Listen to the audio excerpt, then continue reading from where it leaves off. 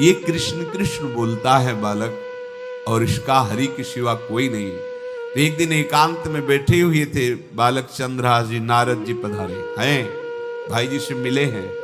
स्वप्न में कितने महापुरुष मिलते हैं जो भजन ठीक से करते हैं, ये बड़े बड़े महापुरुष आकर के उपदेश करते हैं।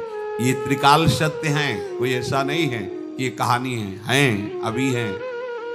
जहां आप भगवत चिंतन करेंगे तो आपको परिचय बड़े बड़े महापुरुषों का मिलने लगेगा। नारद जी आए तो देखा आंख बंद की हुई चंद्रहास जी कृष्ण कृष्ण कृष्ण कृष्ण कृष्ण ऐसा उच्चारण कर रहे हैं। त्रिकालज्ञ सर्वज्ञ नारद जी ने देखा कि ओहो, इतना छोटा बालक और कृष्ण कृष्ण बोल रहा है। नारद जी ने स्पर्श किया दुलार करते हुए, सुनो आंख खोलो। आंख खोल के देखा श्री देवर्षि नारद जी। नारद जी ने कहा देखो हम तुमको एक अमोघ वस्तु देते हैं, और एक छोटी सी शालिग्राम की इतनी बड़ी श्री शालिग्राम का जो वो दिया, बोले धो के पी लेना और दिखा के पा लेना, यही तुम्हारी सेवा पद्धति है। अर्थात स्नान करा दिया और जो तुम्हें मिले इनको अर्पित। तो उन्होंने विचार किया कि धोने के लिए, स्नान कराने के लिए पात्र चाहिए, भोग लगाने के लिए पात्र चाहिए। तो जैसे कोई पान की बीड़ी नहीं, तो ऐसे कपोल में शालिग्राम को रखे रहते हैं, पात्र ही नहीं, कोई सिंहासन ही नहीं, यही धुल गए। चरणामृत अंदर जा रहा, जब पाएंगे तो यही पा लेंगे साइड में ऐसे करके, फिर निकाल के तो यहां कपोल में रखते छोटे से शालिग्राम चंद्रहास जी। और उपदेश किया भगवान के मंत्र का। जब कोई भगवत प्राप्ति के लिए चलता है तो भगवान ही गुरु रूप से प्राप्त होते हैं, वहां तक तुम्हें पहुंचा देते हैं या उन महापुरुष को आपसे मिला देते हैं। जब कोई भगवत प्राप्ति के लिए जहां चलता है तो ये भगवान अपनी तरफ से कृपा करते हैं।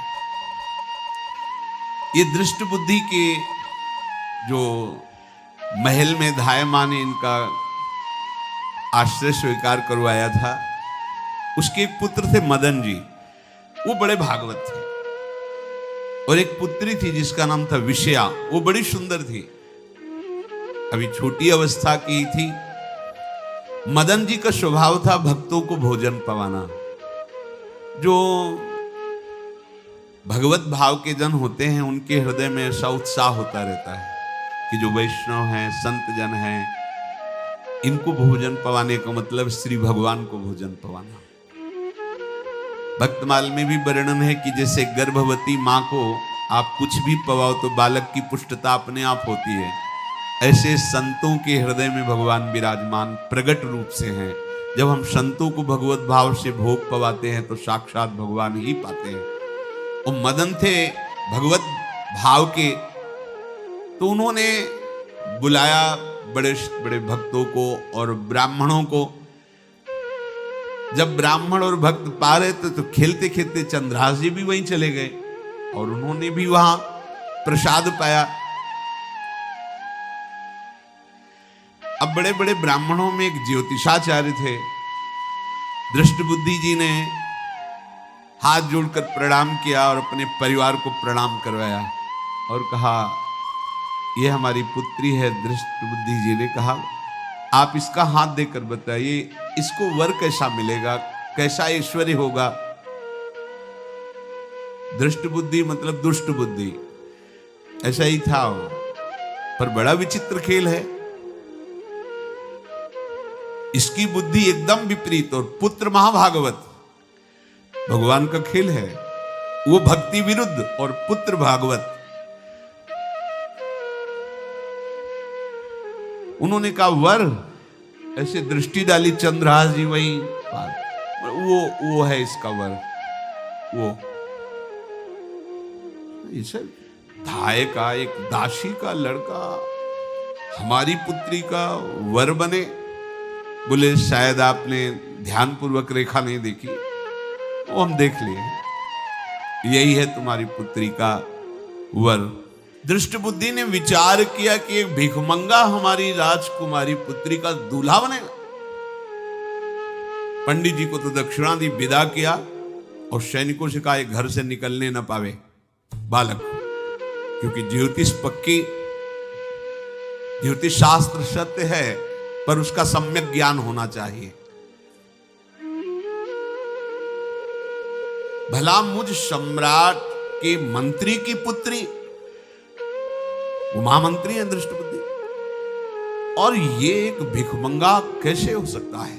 बड़ा हृदय में जलन हुआ, ये तो बड़ी अपकीर्ति और दुर्भाग्य का विषय होगा, इसी को मरवा डालते हैं, काम खत्म हो जाएगा। निश्चय किया और जल्लादों को बुलाया और कहा, ये बालक जो पंगत में भोग पा रहा है, इसको ले जाओ और जंगल में मार के, और इसका कोई अंग हमें काट के दिखाओ कि हाँ मार, मतलब पक्का मार देना है। क्योंकि वो इतने सुंदर थे, इतने सुशील थे, इतने प्यारे लगते थे कि कोई भी मारने के लिए तैयार। इसीलिए उसने शर्त रखी, इनका अंग काट करके हमको प्रमाण में दिखाया जाए कि मार दिए गए हैं। चांडालों ने हाथ पकड़ा चंद्रहास जी को, चंद्रहास जी का स्पर्श करते हुए उनको ऐसा दुलार होने लगा हृदय में, जैसे मां को अपने बच्चे से दुलार होता है। स्पर्श करते, दरस परस अघनाश, भक्त का स्पर्श ही पापों का नाश कर देता है। वो दो जल्लाद आपस में कहने लगे, भाई जीवन हो गया लोगों को मारते हुए, कभी कोई पुण्य का काम नहीं। ये देखो भक्त संग का प्रभाव। इस सुकुमार विशाल नेत्र, कैसा सुंदर बालक जो हमारे चित्त को चुरा रहा है, इस दुष्ट बुद्धि मंत्री ने आदेश किया मारने का। भला इससे क्या बिगाड़ा इनका, क्यों मारना चाहता है? देखो वैसे तो महापापी है ही है, क्योंकि जल्लाद घर में जन्मे हैं, पूर्व जन्म के पापों के अनुसार इस जन्म में न जाने कितनों को हमने काटा है। पर पता नहीं क्या हो रहा है, मेरे हृदय में ऐसी हिम्मत नहीं आ रही कि इस बालक को मैं मार सकूं। दूसरे ने कहा, फिर अगर उसको तुम नहीं मारोगे तो तुम मारे जाओगे, कुछ तो करना पड़ेगा। नहीं नहीं, इस छोटे से बालक से क्या किसी को नुकसान। एकांत जंगल में ले गए और कहा, तुम जानते हो हम तुम्हें किस लिए बुलाए हैं?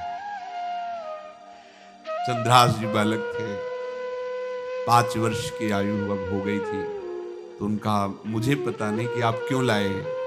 बोले, हम जल्लाद हैं, तुम्हें मारने का हुक्म दृष्ट बुद्धि ने दिया है, मारना तो पड़ेगा ही तुम्हें। हमारी इच्छा नहीं कि मारे, पर हम तुम्हें अंतिम बात पूछते, तुम्हें कुछ भी पसंद हो, कुछ भी, तो तुम कहो, हम तुम्हारे लिए ला के देंगे। जो तुम्हें चाहिए बोलो, पर हमें वध करना पड़ेगा तुम्हारा। तो उनका, मुझे कुछ और नहीं चाहिए, बस थोड़ा सा समय चाहिए। यदि आप मारना ही चाहते हो तो थोड़ा हमारी पूजा है, हम कर ले, इसके बाद मार लीजिए। आपको तो बल है, अस्त्र हैं, मैं तो बालक हूं। उनका, हाँ हम तुम्हें समय देते, तुम किसी को पुकार भी सकते हो, जो तुम करना चाहो कर सकते हो। चंद्रहास जी का, मुझे मृत्यु का भय नहीं, बस कुछ समय दे दो। पूरा महाभारत हो गया था, टिटिहरी के अंडे नहीं फूटे थे। वहीं टिटिहरी का, तो टिटिहरी एक पक्षी होती है ना, टे टे करके उड़ती है, तो उसके अंडों के ऊपर एक हाथी का घंटा हुआ, गिर गया ऐसे, सब पूरा महाभारत में सब नष्ट भ्रष्ट। वो अंडे वैसे सुरक्षित। जो प्रभु भारत युद्ध में राखे भरही अंड, सोई मुंह को राखे जो राखत ब्रह्मांड।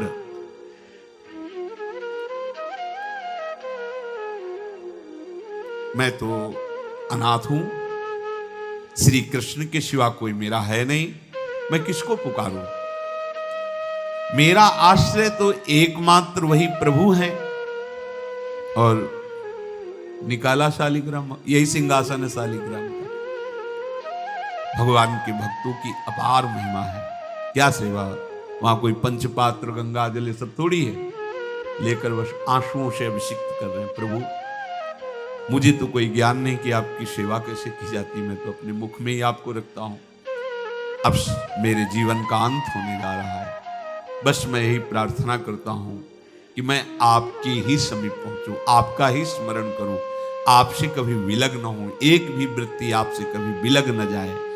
श्याम मुरली मनोहर ललित त्रिभंगी ध्यान करते हुए आंख खोली और इशारा किया, काट दो मुझे।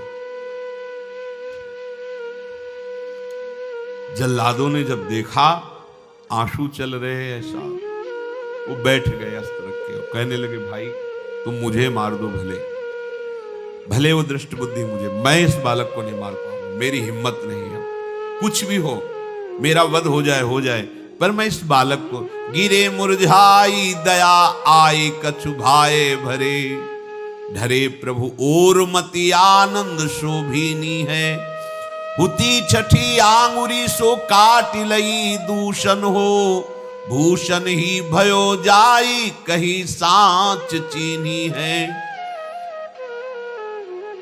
जब नेत्र का इशारा हुआ कि बध कर दो, तो जो बधि